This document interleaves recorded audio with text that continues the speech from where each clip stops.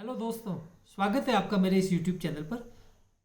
दोस्तों, आज मैं आपको बताने जा रहा हूँ कि ये अश्विन का महीना है। आश्विन मास ये चल रहा है, हिंदी मास जिसे कहते हैं। तो इसमें हमें क्या खाना चाहिए और क्या हमें नहीं खाना चाहिए।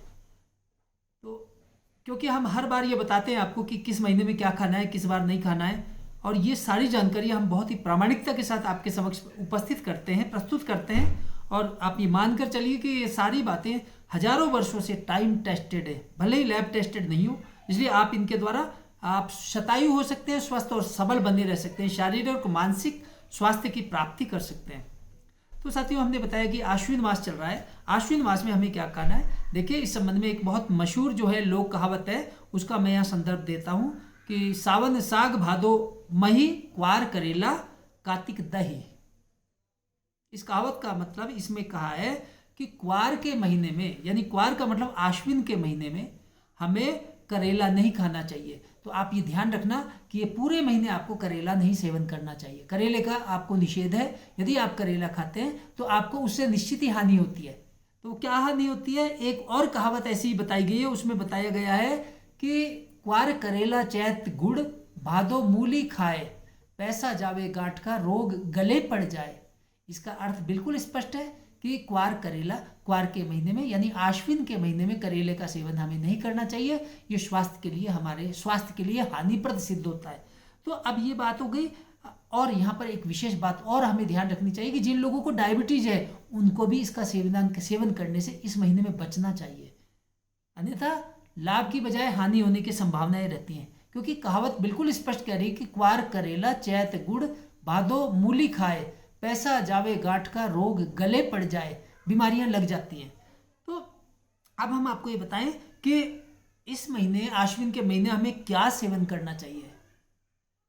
इस महीने हमें एक तो जो कहावत है, मूल संदर्भ में आपको बता देता हूँ। घाघ और भड्डरी की जो कहावतों से मैं संदर्भ ले रहा हूँ, वहां पर यह बताया गया कि सावन हर्रे भादो चीता, क्वार मास गुड़ खाओ मीता। क्वार के महीने में, आसोज के महीने में, आश्विन के महीने में हमें गुड़ का सेवन करना चाहिए। इस महीने हमें गुड़, भरपूर मात्रा में हमें गुड़ सेवन करना चाहिए। वो लाभकारी बताया गया है। गुड़ का सेवन उपयोगी है, स्वास्थ्य के लिए बड़ा अमृत के समान लाभकारी बताया गया है। और थोड़ा देख लें, गुड़ यदि ऑर्गेनिक हो तो उसका सेवन करें, वो ज़्यादा हमारे स्वास्थ्य को महफूज, हम उससे सुरक्षित रह पाएंगे। तो गुड़, अच्छे अव्वल दर्जे का गुड़ खरीदें और उसका आप सेवन करें।